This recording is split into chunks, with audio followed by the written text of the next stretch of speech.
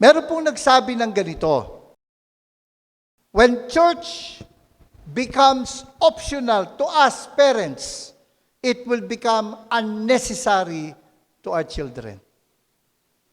When church becomes optional to us parents, it will become unnecessary to our children. Actually, may pag-aaral po na we are just one generation away from apostasy. Kahit sa Bible po, makikita po natin. For example po, si Saul, sabi nga, he had no heart for God. And then si David po, he had a whole heart for God. And then yung sumunod sa kanya, si Solomon, he had a half heart for God. And then yung naging anak na nila, si Rehoboam, he had no heart for God. So makikita po natin, we're just one generation away from apostasy. Ganun po ang pattern na mababasa po natin sa Biblia at maging sa ating pong observation by experience. When church becomes optional to us parents, it will become unnecessary to our children. And can you imagine the impact sa ating mga apo? That's why church matters. And we must model to our children that church matters. Because if church is our priority, it will become necessary to our children. Last week, nakita po natin that church matters because it marks a true believer. Palatandaan po ito na isang tao ay talagang nakakilala sa ating Panginoon. Sapagkat, ano pong sabi sa 1 John chapter 4, verse 21, sabay-sabay po natin basahin, 1, 2, go. And He has given us this command. Those who love God must also love their fellow believers. Dito natin makikita na ang palatandaan ng isang tunay na mananampalataya ay pagmamahal sa kapwa mananampalataya. Pagmamahal sa kapatiran. Church matters because it marks a true believer. Nakita po din natin that church matters because it embodies the biblical pattern. Bagamat, hindi po tayo naliligtas ng pag-anib sa iglesia, subalit, kapag tayo po'y nanampalataya na, kapag tayo po'y naligtas, tayo po ay nagiging bahagi ng isang local church. Kasi nga, sabi nga rito sa Acts chapter 2, verse 47, and, anong sabi? The Lord added to their number day by day those who were being saved. First, the person is saved, and then that person is added to the church. Sa umaga pong ito, pagpapatuloy po natin yung ating pong series on church matters, and gaya ng aking sinabi, ito'y bahagi na rin ng ating pong membership class, our revised and sabi nga fortified with vitamins and minerals. Hindi po. Yung ating pong revised, updated, na made na ating pong membership class. Now, in the New Testament, makikita po natin, sabi nga, it embodies the biblical pattern. Makikita po natin ang kahalagahan ng pag-anib sa isang local church. Now, meron ka nagsabi ng ganito, we cannot manage what we don't measure. We cannot manage what we don't measure. For example, yung ating finances. Sino po sa inyo, ang bawat gastos po ninyo, nililista po ninyo? Taas pong kamay. Meron po bang gumagawa dito? Ayan. May mga ilang nagtaas. Alam nyo, sabi nga sa financial management, dapat we have to keep track of our finances kasi we cannot manage what we don't measure. At pag tinignan po natin sa unang iglesia, we see that the early church is keeping a record of how many joined them. For example, nag-start ang church, sinabi nila 120 people. And then, nung Pentecost, nung bumaba ang Espiritu Santo, ang sabi po sa Acts chapter 2, verse 41, 3,000 men were added to them. And then later, sa chapter 4, verse 4, 5,000 men were added to them. Makikita po natin na meron silang kinikip na head count. In fact, alam nila kung sino ang mga sumali sa kanila at kung ano ang kanilang mga trabaho. For example, buksan po natin ang ating Biblia sa Acts chapter 6. Acts chapter 6, verse 7. At ang sabi po rito, pansinin ninyo, and the word of God kept on spreading, and the number of the disciples continued to increase greatly in Jerusalem. And a great many of the priests were becoming obedient to the faith. So alam po nila kung ano yung pati occupation ng sumali sa kanila, ng sumama sa kanila. And then sa Acts chapter 17, hubuksan po natin ang ating Biblia sa Acts 17:34, ang sabi po ito, But some men joined him and believed, among whom also was Dionysius the Areopagite, and a woman named Damaris, and others with him. Dito natin makikita, ito yung isa sa justification bakit dapat magkaroon ng listahan ng members. Because the early church knew who joined them and what they do for a living. In fact, they even had a list of poor members whom they support at that time. Noong pong unang iglesia, sila po'y nangangalaga ng mga byuda. Okay? Yun talagang wala nang aasahan. Ano po? Yung wala ng pamilya. At dito natin makikita, meron po silang roster. Sabi nga po rito sa 1 Timothy chapter 5, let a widow be enrolled if she is not less than 60 years old, having been the wife of one husband and having a reputation for good works. If she has brought up children, has shown hospitality, has washed the feet of the saints, has cared for the afflicted, and has devoted herself to every good work. Makita po natin, sinasama nila sa listahan, yung po mga qualified para po, actually yung church kasi noon, meron tinatawag na welfare ministry. O yung tawag natin ngayon, di ba, social concern ministry. Kumbaga ho, nangyari lang throughout pagdating ho sa along history po, supposedly ang church po ang gumagawa ng tungkulin ng DSWD. Kaya lang yun nga, tinake over na ng government, tapos ang church naman, napokus sa quote-unquote spiritual lang. Hindi nakita na wala na yung titawag na holistic approach ng church. Napasinin po natin yung salitang enrolled. Sabi po rito na pag tinignan mo yung salitang enrolled is to put on the list. So, makikita natin at the very least, they have a list of people to support. The church kept membership records. Now, what's more important than a list ay ito pong sinabi sa Acts chapter 5, verse 13. Ito ay nangyari kasi nung may namatay. Kasi nga po, nagsinungaling. Niisip ko lang, kung hanggang ngayon, nangyayari to, gano'n na kaya tayo karami o kakonti ngayon? No, yung nagsinungaling kay Pedro, si Ananias at si Sapphira, ayun, patay. Now, dito sa Acts chapter 5, verse 13, may binanggit na sabi, dahil sa takot ng mga tao, none of the rest dared join them. But the people held them in high esteem. Now, ang gusto kong ipapansin sa inyo ay yung salitang join. It's a very interesting word kasi ito rin yung ginamit na word na sinabing, therefore a man shall leave his father and mother and be joined to his wife.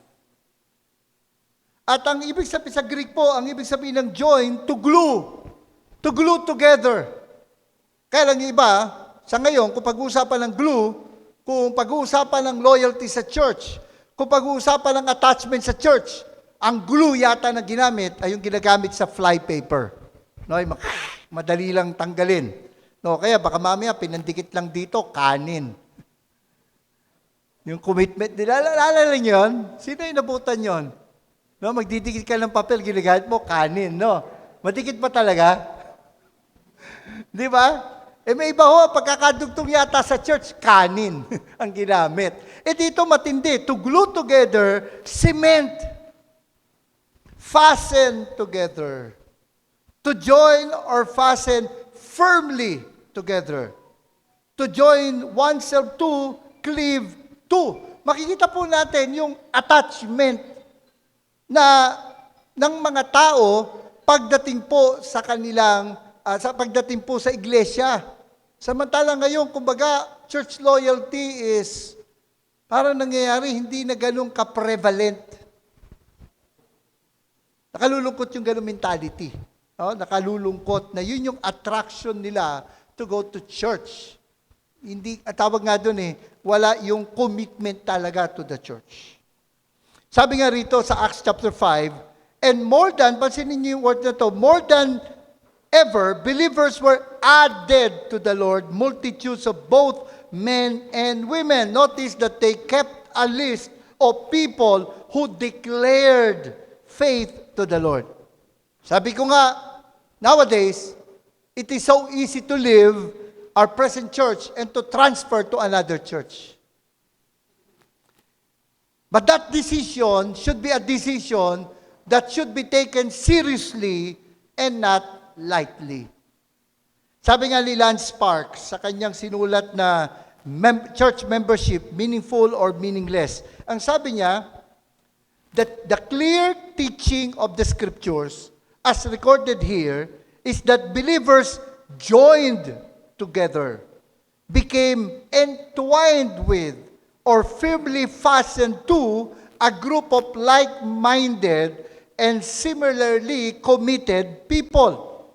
The Greek implies a unified, cohesive, distinctive body as opposed to a loosely gathered assembly of individuals. In fact, ganun na lang kaseryoso sa Panginoon ang membership na kung titingnan po natin sa Bible, kapag ang isang tao tumanggap sa Panginoon bilang kanyang tagapagligtas, isa sa ginagawa ng Espiritu Santo sa atin, we are baptized in the Holy Spirit.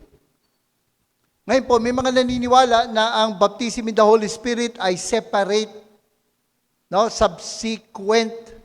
Ibig sabihin, tumanggap ka sa Lord, hindi ka pa baptized in the Spirit. Hindi lang alam kung kailan ka mababaptize in the Spirit. Hindi malaman kung immediately or some other time. May mga kilala ko sa ganung grupo na paniwala nila na baptize sila sa Holy Spirit after years of being a believer. Pero tayo po dito sa FCCF, naniniwala po tayo hindi subsequent ang baptism in the Holy Spirit, kundi ito po ay simultaneous sa ating pagtanggap sa ating Panginoon. Pagkatanggap po sa Panginoon, isa sa pagpapala na napapasa atin ay tayo po'y nababautismuhan sa Espiritu Santo. Now, ano po significance ng bautismo sa Espiritu? Well, buksan po natin ang ating Bible. 1 Corinthians chapter 12. Sabi rito sa 1 Corinthians chapter 12, verse 13. 1 Corinthians 12:13, ang sabi, for by one Spirit we were all baptized into one body, whether Jews or Greeks, whether slaves or free, and we were all made to drink of one Spirit. Now, pansinin po ninyo yun. Kung ang baptism in the Holy Spirit is subsequent, hindi masasabing we were all baptized. But at the very moment, kasabi ko nga, may mga naniniwala doon na paniwala nila, hindi pa sila baptized in the Holy Spirit. Ang sabi nito, we were all baptized sabi nito, by one Spirit, we were all baptized, sa tanong purpose ng baptism in the Holy Spirit, into one body. Into one body.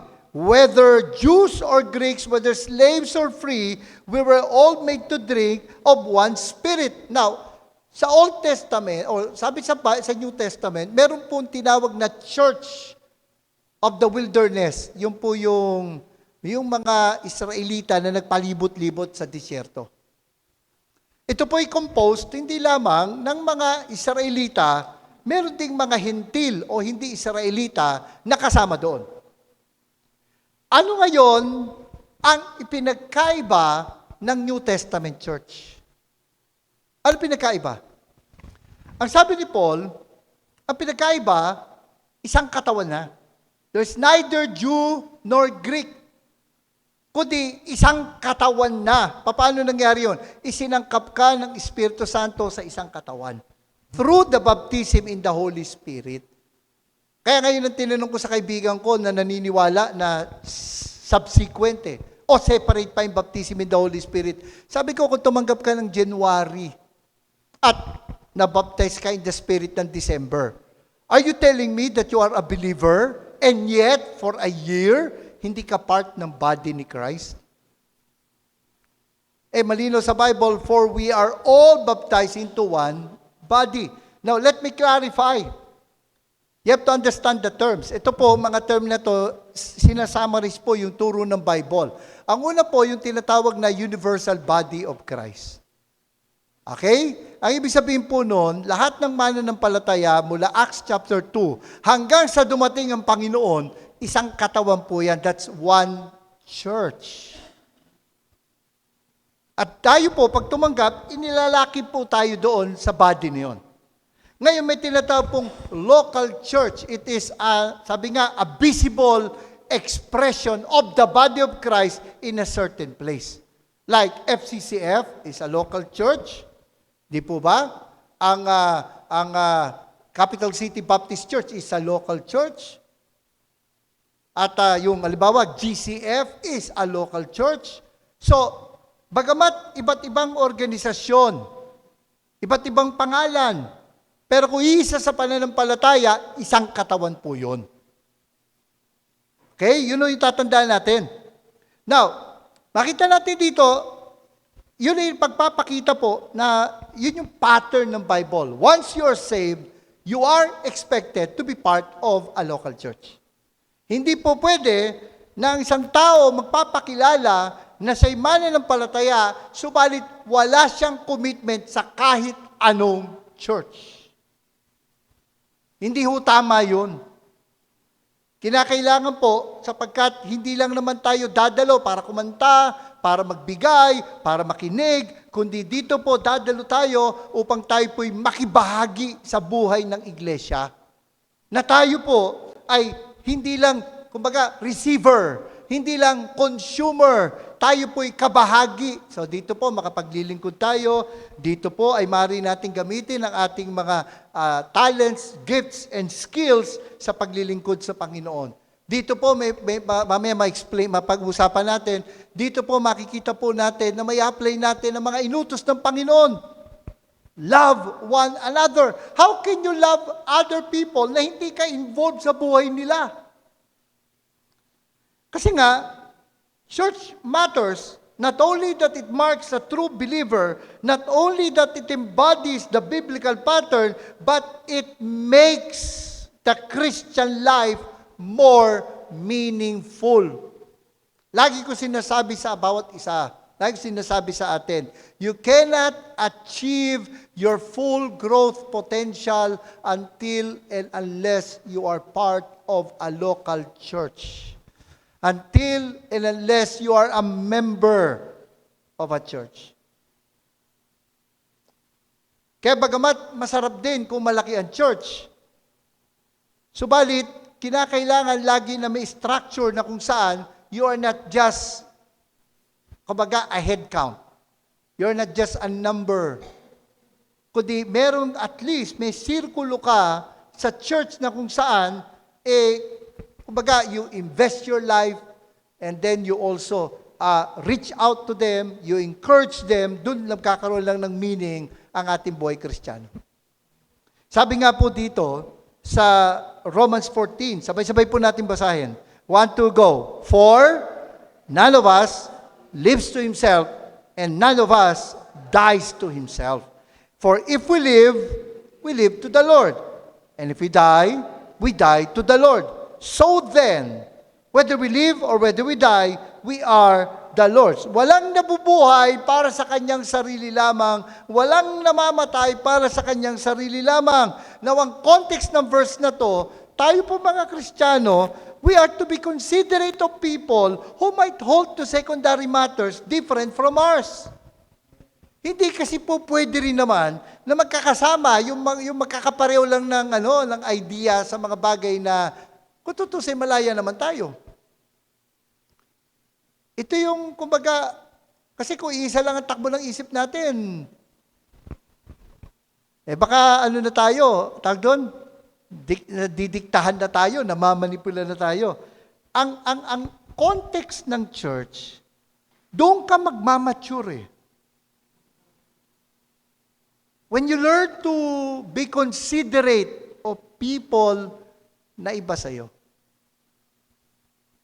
When you learn to adjust. Kasi minsan mahirap yung nasasanay ka na ikaw palagi nasusunod. Pag nasa isang church ka, nare-realize mo, ikaw din matututo kang mag-adjust, maging versatile. Sabi nga ng isang kaibigan ko, love is when you consider the needs of others more than your needs.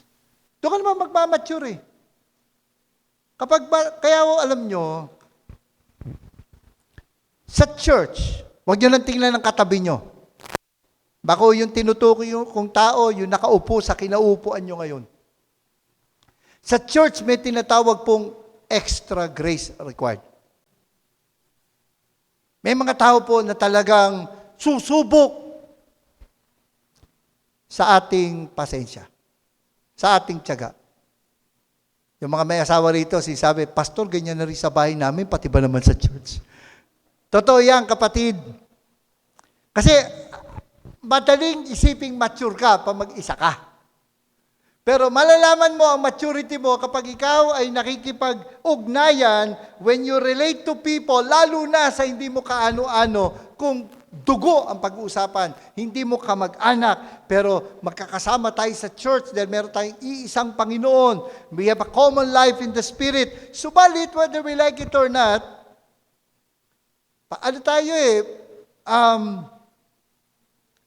we tend to rub off differently or wrongly sa isa't isa minsan.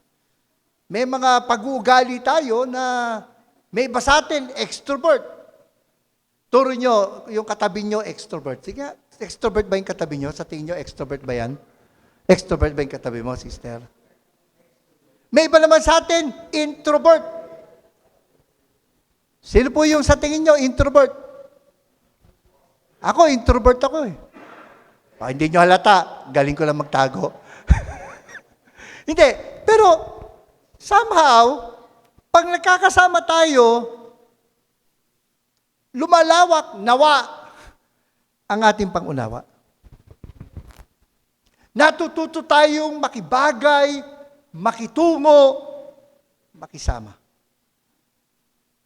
Kasi hindi rin naman pwede kasi na makakasama mo lang yung mga taong gusto mo.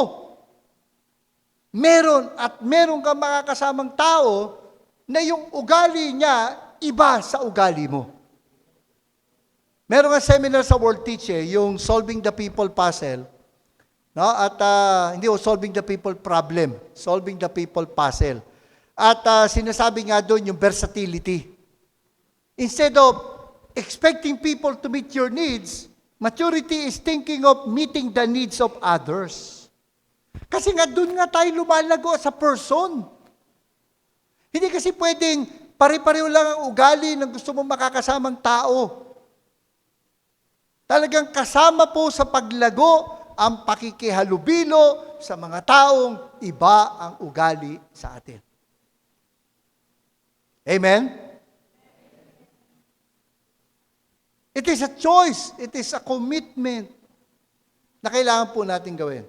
Di ba, sabi nga, no man is an island. Again, we will never achieve our full growth potential as a person, spiritually, even emotionally, mentally. We can never achieve our full growth potential until and unless we make a commitment to the church. At alam niyo po ba, yung mga utos sa Bible, no, lalo na sa New Testament, in most of the letters in the New Testament, God gave the precepts, God gave the principles in context of the church. And so we should always think of ourselves in the context of the church. At lagi ko sinasabi, we will only get from the church what we put in the church. Makukuha mo lang yung binibigay mo rin sa church. We need to grow spiritually, tama, but we need to grow together. Sabi nga po rito sa 1 Corinthians chapter 12, basahin po natin, if one member suffers, all suffer together. Hindi ho ito yung I cried and the whole world laughed. Dapat to hindi lang ho yung pag tumawa ka, kasama mong tumatawa ang mundo, pag umiyak ka, mag-isa ka na lang. Hindi ho. Sa church, dito ho dapat natin nararanasan po ang empathy. May mga tao po makikiramay, may mga tao po makikiisa, hindi lang sa ginhawa, kundi sa hirap. If one member suffers, all suffer together. Alala nyo ba yung pag madaling araw? Painot-inot kang naglalakad at medyo antok na antok ka pa. At medyo madilim pa pero sabi mo sanay ka na sa itsura ng kusina mo kaya hindi mo na binuksan ng ilaw. Tapos habang naglalakad ka, humalik ang iyong kalingkingan, ang maliit na daliri ng paa mo sa paa ng mesa. Nasubukan nyo yun? Nangyari na ba sa inyo? Ang saya, di ba? Ang sarap. Di ba? Tama pa more. Parang ganun, di ba? Maliit lang naman, pero buong katawan naranasan yun. Naranasan yung sakit. In a way, sa church, ganun eh. Hindi yung, bahala ka sa sarili mong problema. Hindi. If one member suffers, all suffer together because if one member is honored, all rejoice together. Now you are the body of Christ and individually members of it, na bawat isa po sa atin, mahalagang bahagi ng church. Sabi nga ng isang author, as the body of Christ operates in this way, so the individual members will find their real needs met. The need for security is met in the assurance that I belong to the body. That's the reason why wala po sa atin na perfect. Lahat po tayo may strength, lahat po tayo may weaknesses. Ang strength nyo can complement yung weakness ng iba, yun namang strength ng iba can complement your weakness. Pinapakita po, by the very fact na meron tayong strength, na meron tayong weakness, pinapakita, kailangan natin ng isa't isa. And I pray that this church, we will feel this need, yung need natin for security will be met na may assurance that I belong to this church body. The need for identity is met in recognizing and working at the fact that I have a distinctive contribution to bring to the body.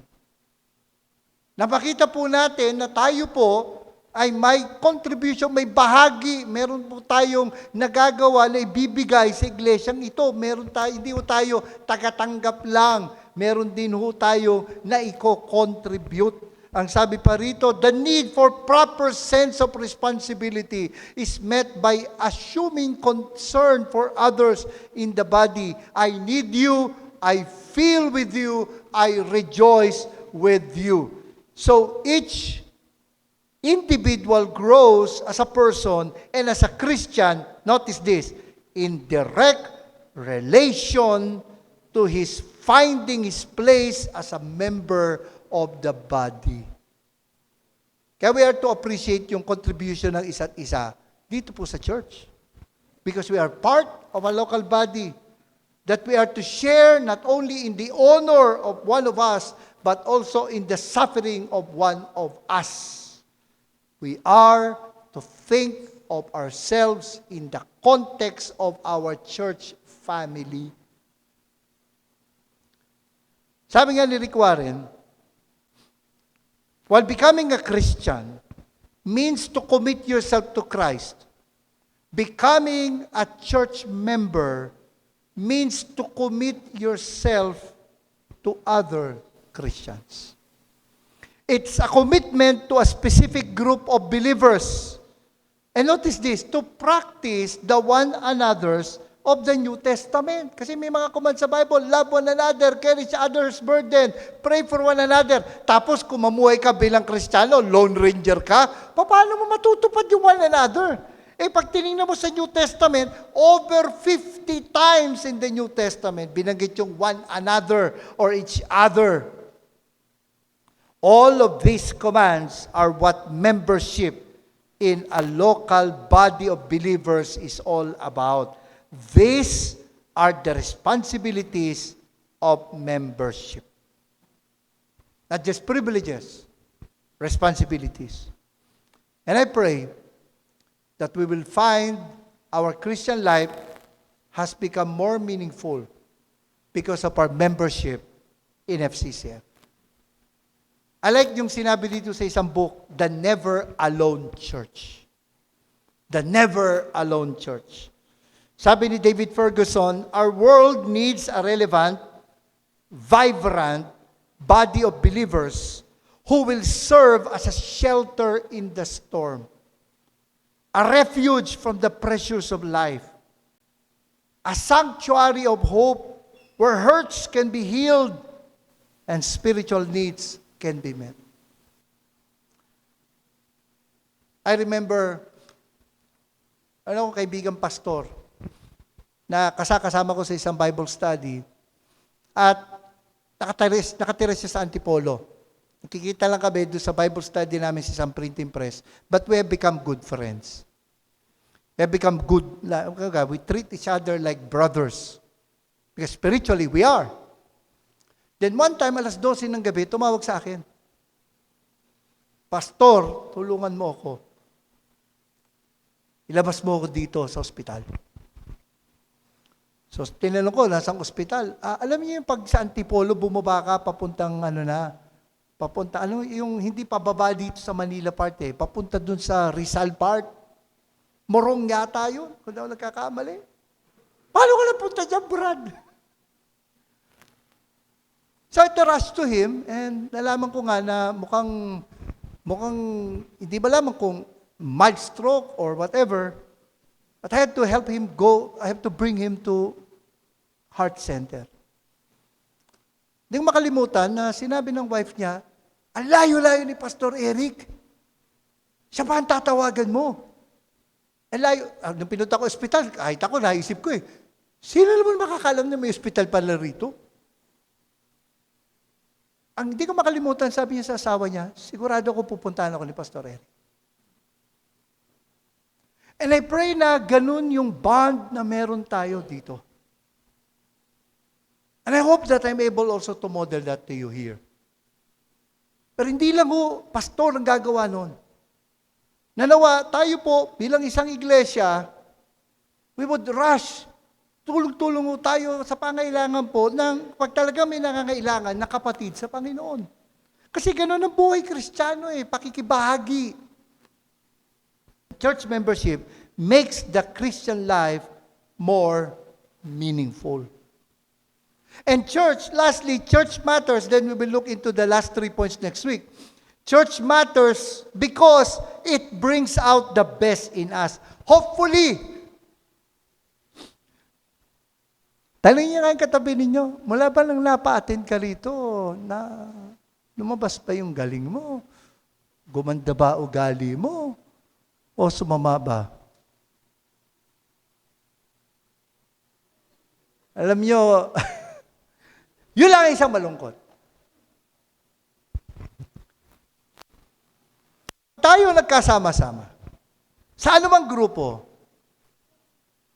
lalo at matagal na magkakasama, hindi lang, kasi di ba pag umpisa, best foot forward Pag matagal lang kasama, makikita mo na rin pati yung pagkukulang ng tao, kahinaan ng tao. Di ba, tama?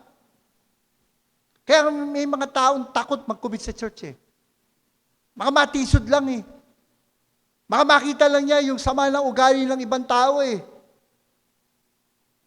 Baka kung sino pa, yung taong inaasahan mo na makakatulong sa iyo sa paglago sa Panginoon, ito pa yung tao na magiging pabigat at magpapalayo pa, magpapalamig pa sa relasyon mo sa Panginoon.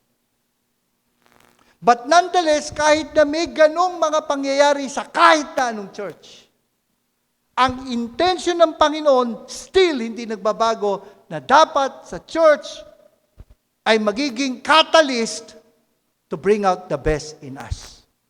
Sabi ko nga, dapat sama-sama tayong lumalago. Sama-samang gumaganda ang ugali natin. Hindi yung sama-samang sumasama ang ugali natin.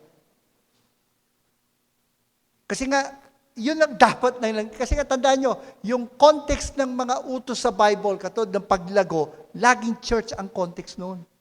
Dahil hindi ka naman lalago mag-isa eh. Kailangan mo talaga ng katuwang sa paglago. Kaya kahit na the church is imperfect as it is, we still have to aim pa rin that in this church, not only that we will grow together to make life more meaningful, but also that we will bring out the best in each other. Other than growing spiritually, dito po sa church, I pray that we will be able to help each other discover and develop our gifts in the context of the church community. Alam niyo po ba, paano niyo malalaman kung may gift kayo? Paano ba natin malalaman kung ito yung gift natin?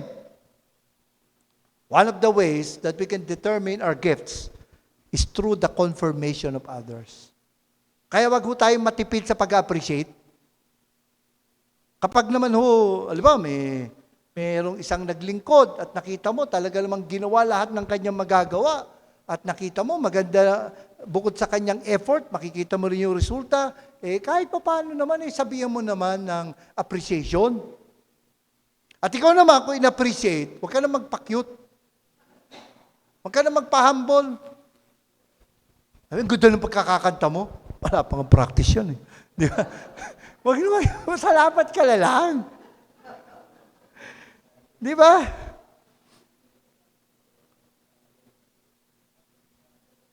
No one can use his or her gift for himself or herself.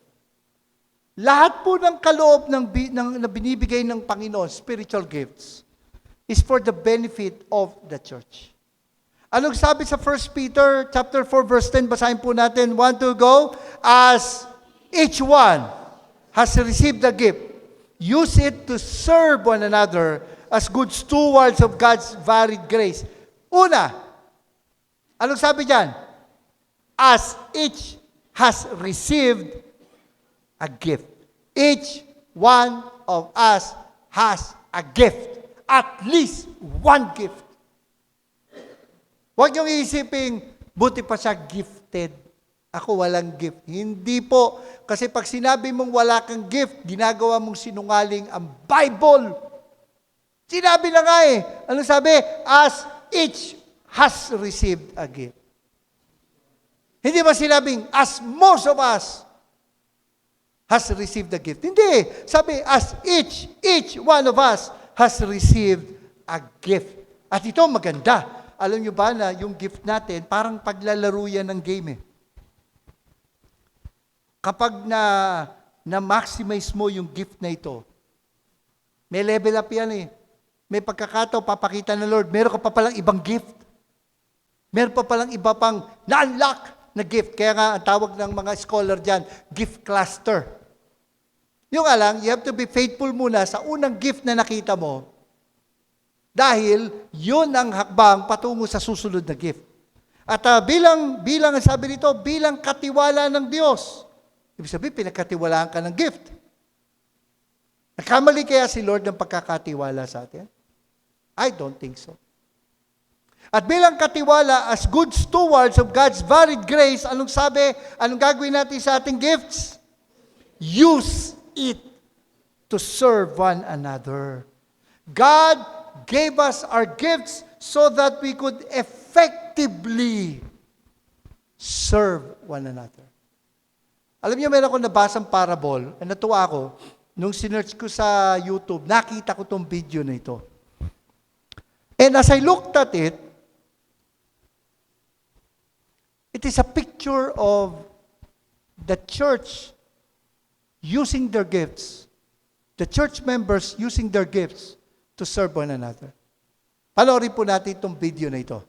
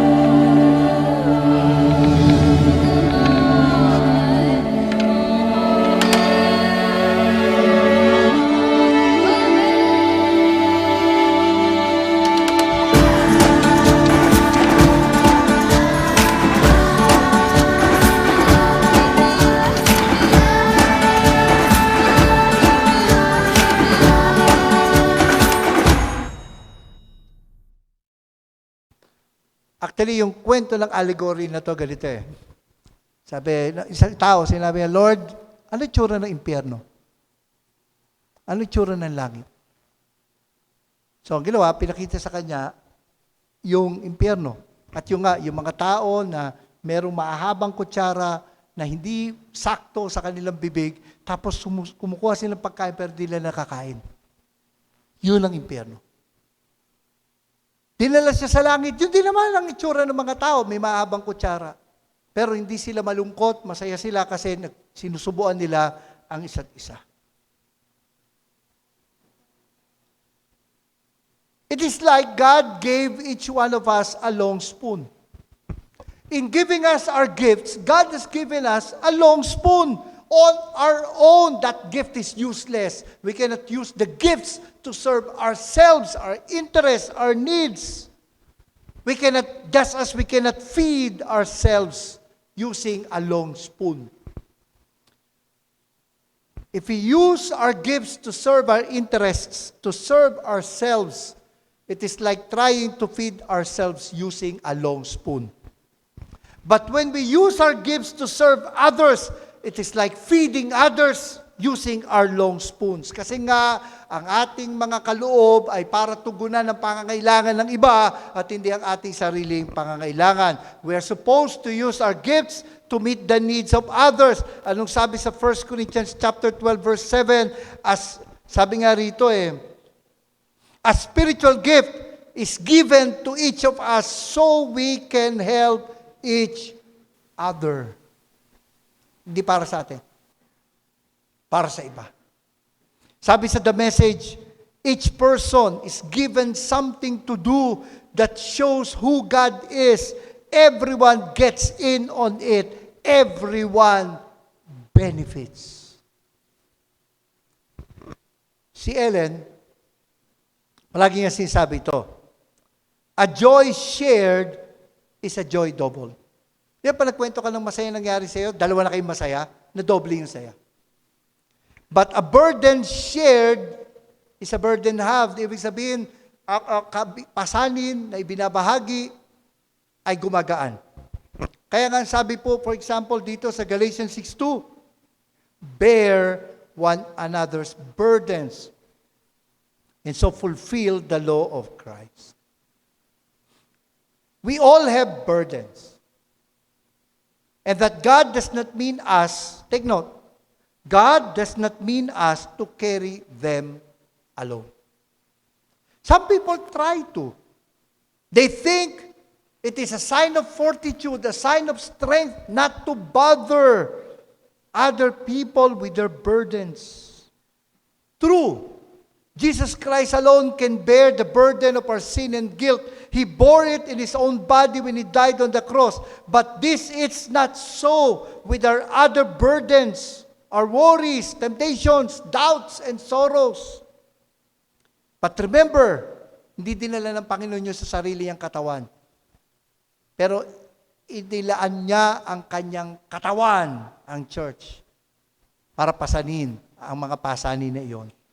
Remember that one of the ways in which He bears these burdens of ours is through human friendship. And it is my prayer na here in our church, we will find real friends who will help us bear our burdens. At hindi lang para sa ating sarili.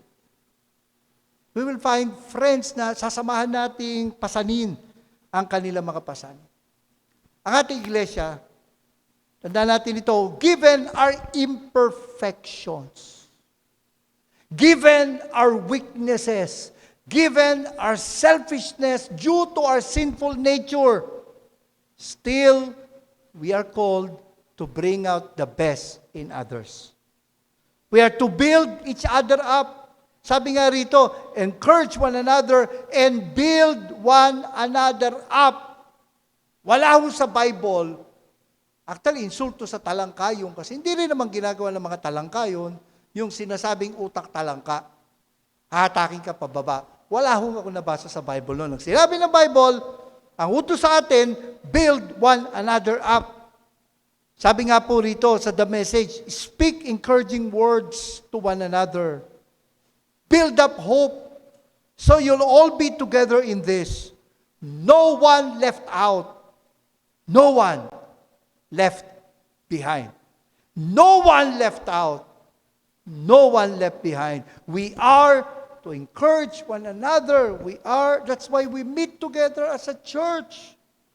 Kaya nga sabi rito, let us consider how to stir up one another to love and good works, not neglecting to meet together as is the habit of some, but encouraging one another, and all the more as you see the day drawing near. Pagsikapan nating mapukaw ang damdamin ng bawat isa sa pag-ibig at sa mabuting gawa, huwag nating kaliligtaan ang mga pagtitipon, gaya ng ginagawa ng ilan, bagkus magpalakasan tayo ng loob ng isa't isa, lalo na ngayon nakikita nating nalalapit na ang araw. Encouraging one another brings out the best in us. When we encourage one another, we stir up each other to love and good works. And we can only do that when we don't neglect to be together. And I'm not just talking of our worship service. I'm not just talking of our Bible study. I'm talking of making ourselves available for others. There is no such a thing as absentee encouragement. We have to be there for each other. Kaya po, church matters because it marks the true believer, it embodies the biblical pattern, it makes life meaningful, it brings out the best in us.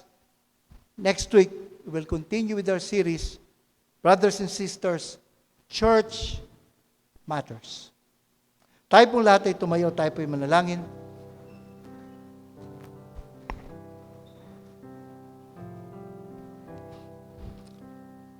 O Lord, you have commanded us to encourage one another and to build each other up. I pray, O Lord, that you will give us the wisdom, the strength, even the patience, that we may bring out the best in one another. I thank you, O Lord, that despite our imperfections, in spite of our weaknesses, even if we have our sinful tendencies, still commanded us to fellowship with one another, to encourage one another, that our Christian lives may become meaningful. Pray that we will bring meaning in each other's lives. Help us, O Lord, to become the church that you called us to be. And now may the grace of our Lord and Savior Jesus Christ, the love of the Father, and the fellowship of the Spirit be with us all, now and forever. Amen.